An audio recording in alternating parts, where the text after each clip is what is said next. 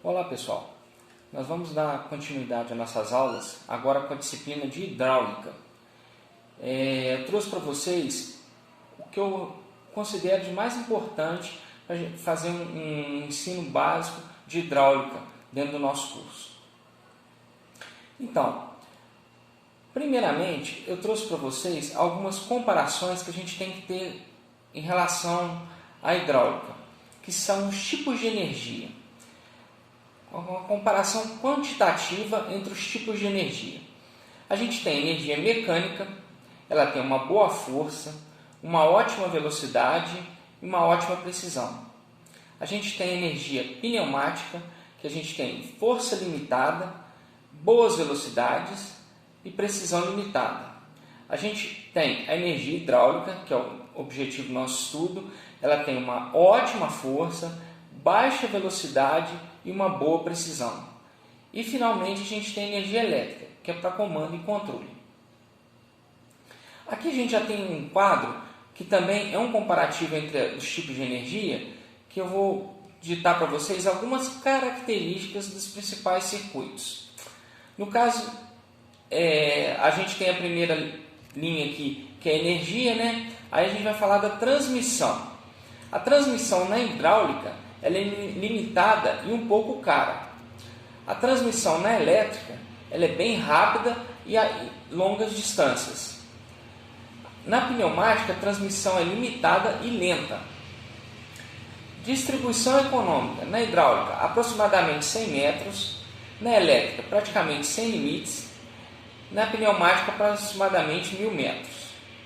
Velocidade de transmissão, aproximadamente 50 mm por segundo na hidráulica, 300 km por hora na elétrica, km por segundo na elétrica e aproximadamente 2 metros por segundo na pneumática. Rotações, limitada na hidráulica, na elétrica boa e na pneumática até 500.000 RPM. Força é bem alta na hidráulica. A gente vai ver os equipamentos que a hidráulica traz para nós mais para frente. Então a gente vai ver que a força na hidráulica é muito alta. Na elétrica é alta e na pneumática é baixa. Por último, as proteções contra a sobrecarga. Excelente na hidráulica, não tem boa na elétrica e na pneumática é excelente. Agora vamos lá. A definição de hidráulica. O termo hidráulica derivou-se da raiz grega hidros, que tem o significado de água, e de aulos, que tem o significado de canos ou tubos. Por essa razão, entende-se por hidráulica como todas as leis e comportamentos relativos à água ou outro fluido escoando em um cano ou tubo. Ou seja, hidráulica é o estudo das características comportamentais e uso dos fluidos sob pressão, assim como os equipamentos que a esta se ligam.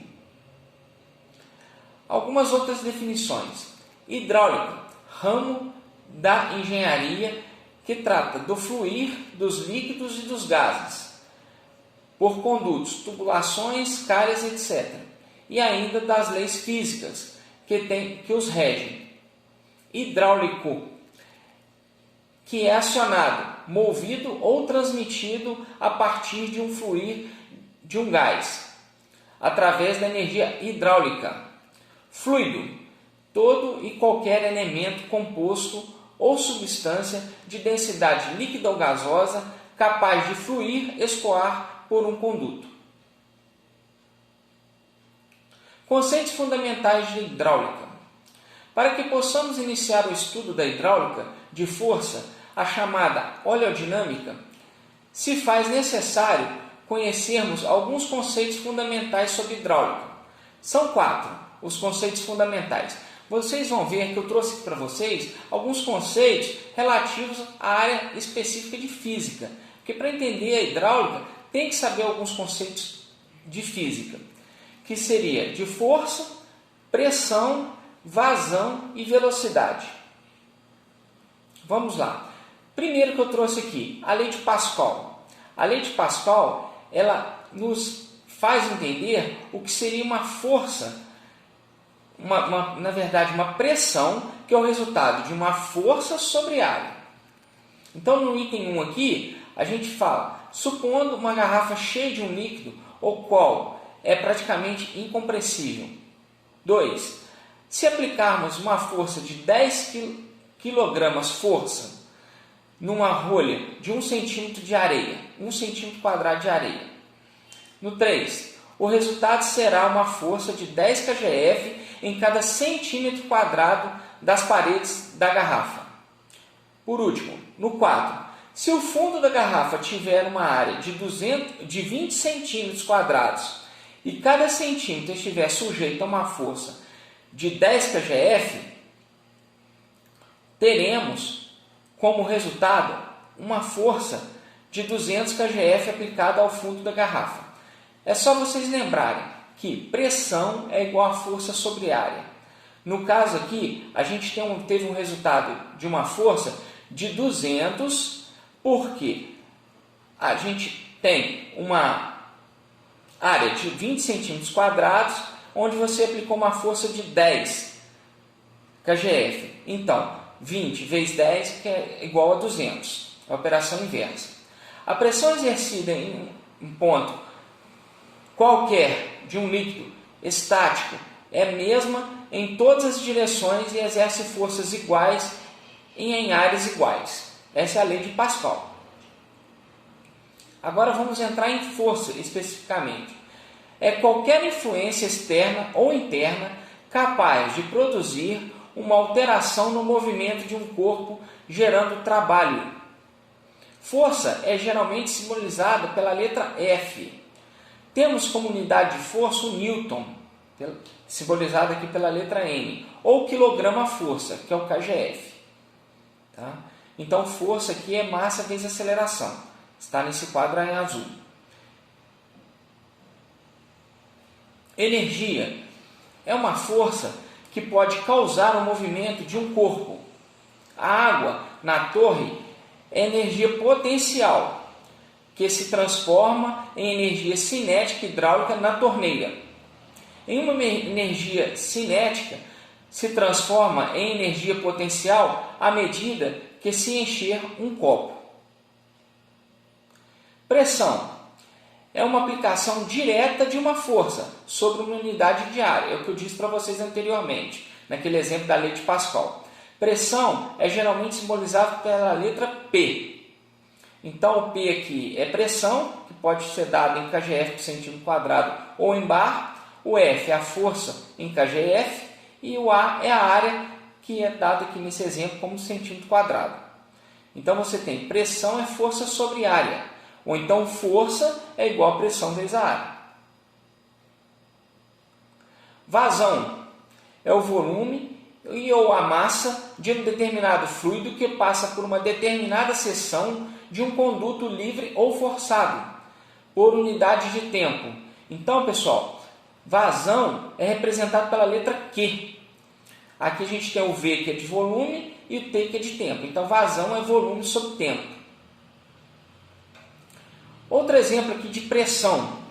A gente tem 1 kg em um peso colocado sobre uma mão, que é uma área maior, então você tem uma pressão menor, uma distribuição da força. Aí você tem, em outro exemplo, uma área menor, que já foi colocada uma agulha sobre a mesma mão, onde você sente maior pressão. Concentração da força, aí no caso, é maior. A força é a mesma, mas a pressão é maior. Eu trouxe também para vocês as unidades de pressão, para vocês verem a gama de várias unidades que a gente tem. Quilograma-força por centímetro quadrado, Newton por metro quadrado, Libra-força por polegada ao quadrado,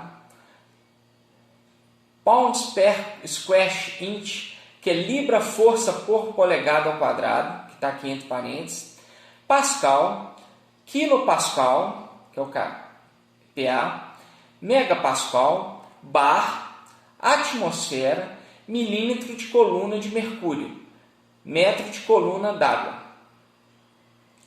Por último, pessoal, gostaria de encerrar com vocês já dando uma introdução que a gente vai ver nas próximas aulas.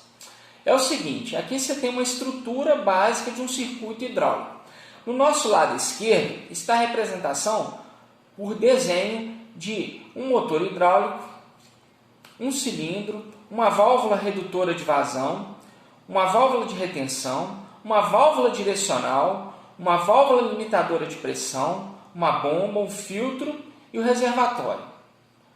Nós vamos ver, pessoal, nas nossas próximas aulas, cada um desses itens separadamente.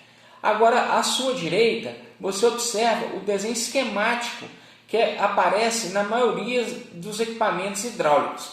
Essa foi uma forma de representar os equipamentos usando um desenho esquemático para ficar mais fácil a leitura. Então você tem, novamente, o motor hidráulico, o cilindro, a válvula redutora de vazão, a válvula de retenção, a válvula direcional, a válvula limitadora de pressão, a bomba, o filtro e o reservatório. Nas nossas próximas aulas, nós vamos ver esses itens separadamente e vocês vão poder entender muito melhor. Bons estudos!